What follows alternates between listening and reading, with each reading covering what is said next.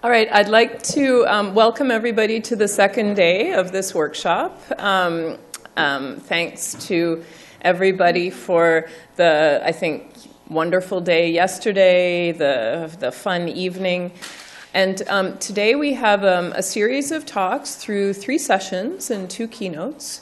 And I'd like to start by introducing John Sprinkle, who, well, you know John from last night, if you didn't know him from before. He's going to be chairing the first session this morning, session 3 in robotics. Thank you, John. Thank you.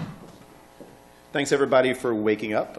In our first section of talks here, we're going to have about 15 minutes per person. So if you see me begin to come up to the front of the room, you know those 15 minutes are almost over. That goes for you too, speakers. And so the first talk that we have today is from Ames from Georgia Institute of Technology. Aaron? Thank you, John. Thank you, everyone. It's a pleasure to be here. It's a pleasure to be here for Shankar's birthday and the memories that all this brings back, talking to everybody. So today I was asked to talk about future perspective in robotics. I add the theorem-proof as sort of a slightly hopeful but slightly evidence-based idea. So to start, though, this is my favorite Shankar quote. And I remember he did it right in the doors of 333, the famous room. And he said to me at one point when I was off in category theory land, and he looked at me and thought for a second, he said, you know what? I don't trust someone that isn't a theoretician when they're young and an experimentalist when they're older. He might have said old.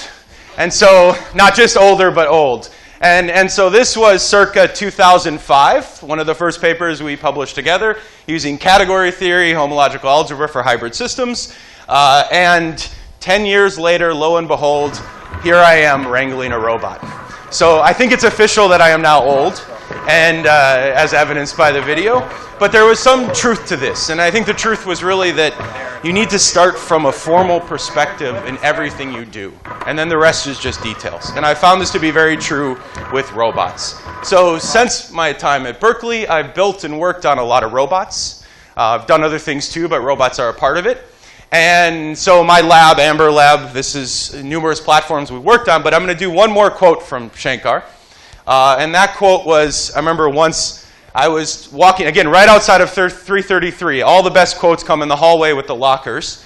And he said to me once, he said, you know you've made it when you have more theorems in your papers than definitions. Right? That's when your work's finally there, right? So I'm roughly paraphrasing here. The quality of work is the number of theorems over the number of definitions, and I added in here the number of robots, if that's okay, Shankar. I slightly modified the definition. So I think the point here is start with a solid base, but then build on it, prove things and demonstrate things. So that's going to be kind of the theme of this talk. So to begin with the introduction, the motivation, people that have seen my seminars will recognize a couple of these slides, but then there's a lot of difference. So humanoid robots themselves have this wonderful promise in science fiction, you know, and this is realized by Hollywood very effectively in movies, in what we expect of them. But the reality of humanoid robots is quite different. So this is my favorite video. Every talk now has this video of robots falling over at the DRC and robots moving slowly at the DRC. So the point here was that when we just took this hierarchical approach to robotic systems at the DRC, meaning all these teams, the result was failure all the time and a lot. And when there wasn't failure, things had to go slow because we didn't really understand, or I'd say there's still a lack of understanding of the fundamental sort of control that underlies these systems. So I'm going to make a statement here. This is where we diverge. I would argue that the failure mode of these robots was not any specific thing, but the lack of good underlying fundamental theory.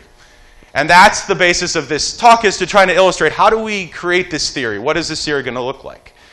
So this sets the stage for the goal of sort of my work in general. What I call, with lack of a better name, theorem-proof robotics or theorem-proof robotics. So I'm a big fan of having a theorem. It's ideally nice. Having a proof of this theorem, and then having a proof of the proof on the robot itself. So to me, this is the whole spectrum, and this is sort of what I've now devoted myself to, is doing that process. So that's what this talk will, in some sense, revolve around. But again, it's rather high level because it's on perspectives, or relatively high level. There won't be any category theory, unfortunately. I actually thought about doing a talk on category theory, and then decided maybe not right now.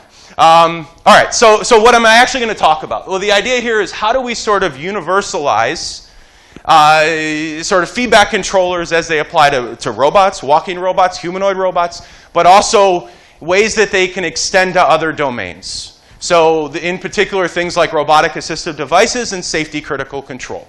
So how do we start to form an underlying basis that we can attack all these systems on in an, again, ideally universal fashion? And the idea here is to transition over to optimization-based controllers and using the best thing ever, which is Lyapunov theory and variants of Lyapunov theory. So that's what this talk will be on. But before I get to this specific framework, I think it's important to go back to the beginning. To me, the beginning was 2001 when I showed up at Berkeley. And at this time, all these papers were coming out on hybrid systems.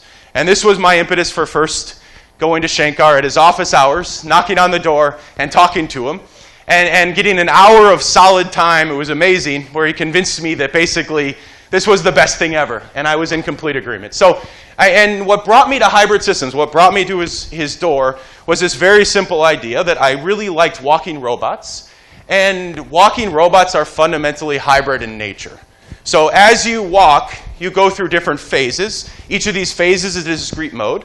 And as you change your contact points with the world, as this robot's doing right here, you go through different dynamics and different actuation types. So it's rather incredible that in the course of about a half of a second, a human goes from full actuation to under actuation to over actuation, all in a periodic fashion. So how do we capture that? Well, we capture it through hybrid systems. So this slide and this definition, again, everyone has seen in every talk I've ever given, but the hybrid system is a tuple concept. And it's amazing that it's been so versatile to this day, understanding these pieces of it. So this goes back, this definition predates me, but the first time I used it was in 2005, and again, it's in 2011, I did some work with Ruzhna on this in the context of human data. And the important thing here, again, is that the contact points of a robot uniquely determine a hybrid system model. So this is the mathematical basis on which we're going to build. And this is really best demonstrated, now I'm going to crank the sound, through a visual example of a walking robot. So you can hear every single time the foot strikes the ground, you get an impulse, you get this reset map, it brings you back to the continuous dynamics that flow you through each individual domain. So again, this is the basis for the mathematical models that we're going to construct, and now we need to do something with them. So the main idea on what to do with them is approach it as you would a nonlinear system in general. So what we want to do is take some desired behavior in the system. So we have our actual outputs of the robot and our desired outputs, what we want the robot to do. And the idea is a very simple nonlinear control problem. Let's drive these things to zero. Okay, so what we're going to do is for our desired outputs, I came to this work with Ruzhna. So this was taken in the Hearst Mining Building about 5 years ago, my first experiment I ever performed. And Ruzhna thankfully suited up and put on some LEDs. And this is the data that we collected from that experiment, which is, by the way, made about 5 robots walk now as a basis of this data. Yes, there you go. So this is in some sense, our desired behavior, which we then morph based on the hybrid system model to create invariance of the zero dynamics, or this low-dimensional representation, through impact. So in essence, and I'm skipping a lot of details here, we solve an optimization problem that enforces this hybrid phenomenon. So in some sense, this, actually not in some sense, but actually really, this makes a diagram commute. Project to a low-dimensional space and everything works really nicely. All right, so that's the basis for what we do, and once we have that commuting, we can prove that we actually get stable walking gaits. So there's a theorem, and I'm not going to go through all the details, but roughly speaking, we can prove the existence of stable periodic orbits in the hybrid system. The way you prove it is you start with the low-dimensional representation, and then you build it up to the high-order system. And the end result is a stable walking gait on the robot itself. So this has been successfully applied to a lot of robots. These are 3 examples that I like. This is the first robot I ever built in my lab. It now looks rather simplistic, but I look at it very fondly. Amber 2 was the second robot we built in our lab, which was a bit more advanced. And it also works on robots that we haven't built. This was built by Jonathan Hurst at Oregon State University. So it's worked on lots of systems. So that's kind of the basic framework that we're going to build upon. Now what's next? What's the perspectives part? The perspectives comes, again, in the unified control framework. Again, I'm using rather strong words, but here's the basic idea. The basic idea is when you look at a control problem, I think there's 3 distinct points. Somebody might have an existing controller they like a lot. Let's say a PD controller that they like putting on their car. Now we need to check two things. First, we need to create stability and safety. So on the safety side, we need to make sure we stay within specific sets. So set invariance is represented by safety. On the stability side, we're going to have some control objective that we're going to drive to based on a Lyapunov function. So the idea is we want to put all these pieces together in a single control framework that's flexible. So beginning at the Lyapunov level, this is the rather straightforward part. So in any system, I would say you encode your control objective based on some output that you drive to 0. Okay? Driving this output to 0 is the same thing as constructing a Lyapunov function. In fact, outputs yield Lyapunov functions. And if you can check that this condition is satisfied on the derivative, you're guaranteed your system will have the behavior you want. So roughly speaking, you're taking all of this complex behavior and encoding it as a single inequality constraint on the rate of change of your Lyapunov function. Okay? And if you do that, it gives you entire classes of controllers that stabilize the system. So the idea here is, this is the theorem for hybrid systems, but if you have a limit cycle in your reduced order dynamics and you have a control law that takes any value in this set, you're guaranteed the full order system will be stable to that limit cycle. Okay? So again, the important point here is not so much the stability you get, but that you get an infinite class of controllers that make you stable, right? Based on a simple inequality constraint that's actually affine. So this motivated our second thing. So this is all, this is building on CLFs going back to the 70s and the 80s, and extending it to hybrid systems. But that idea itself is not new per se. But what's a little more interesting is now we want to extend this to safe sets. So these might be sets generated by Hamilton-Jacobi equations, for example, right? And we want to make sure that this set is invariant. Now, not only do we want to make sure it's invariant, because we can ensure set invariance by just checking the derivative conditions on the boundary. But we actually want to find the least restrictive conditions. So the idea is, first we're going to have a barrier function. This thing will blow up on the boundary of the set. Okay? The second step is that we're going to come up with a derivative condition. And the main idea here, and this is the core idea, is that we want to allow our barrier function to actually grow when we're far away from the boundary of the set.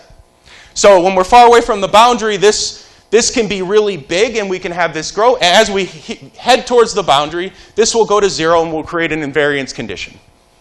So it's a little bit different, and the interesting thing is it's basically dual of Lyapunov.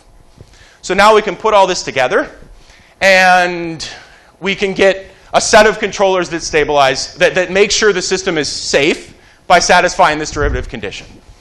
All right, so putting the pieces together, we now have a single control framework. We actually have a quadratic program, because everything is affine in torque if you have an affine control system. We enforce safety through barrier functions. We enforce stability through Lyapunov functions. And we can even try to track some desired control law through the cost. So we can do everything all at the same time in a single framework. And we've been able to actually successfully implement this on robots. This is actually joint work with Jesse Grizzle at Michigan, implementing the CLF on Mabel. So this is the basic framework that we want to build upon. All right, so now that we have the framework, let's talk about how we get it on robots. So beginning with bipedal and humanoid robots. Again, as I mentioned before, the whole point here is to drive some outputs to 0. So driving them to 0 drives us to a reduced order space. It also simultaneously automatically gives us a Lyapunov function that we can put in the QP.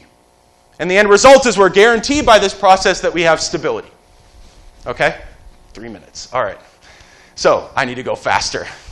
So the end result of that process, skipping a couple slides, is that we can actually realize this on humanoid robots. So this is an example of that process of synthesizing these functions realized on the humanoid robot Duris. So going a little bit on, I'll give you a couple of viewpoints. This is cool. So we've actually found a way to computationally calculate these outputs in a really efficient manner, and we can get very dynamic behaviors. So this is full untethered 3D walking on Duris. And it's got actually battery on board, processors on board, everything on board. So we can take it even further. So I got a lot of movies now, so this should be pretty fast. And actually do things like multi-contact walking. So here's an example of 2D multi-contact walking on Duris. And this is 3D multi-contact walking on Duris in simulation that we're going to try to get to the hardware. So again, the point here is this conceptual framework is quite simple. We go from contact points, let's say from human data, we create multimodal hybrid systems, and we ultimately can synthesize controllers for the humanoid robots themselves. We can also do this, again, very quickly. So we've actually gotten to the point where we can run these optimizations on board the robots. So in this case, we actually have an average runtime of about a half of a second. So while this robot's walking, it's sensing the treadmill, it's running an optimization problem, solving for these desired behaviors, and it's updating its controller as it goes. All in, not real time, but on board. And we're pushing towards real time. We are also doing things like running. So this is the 2D planar robot that we got to run, and I think the sound is the coolest part. So we actually have springs and compliant elements on the robot, and we're getting a good 6 inches of air time. It's getting 6 inches in the air every time it steps. It's fun to watch. So again, it's about pushing for these dynamic behaviors. One more shot. We're also trying to take it further and get to running on humanoid robots. So that's the next step, is to get Durus to run. So that's where we're heading in the not too distant future. All right.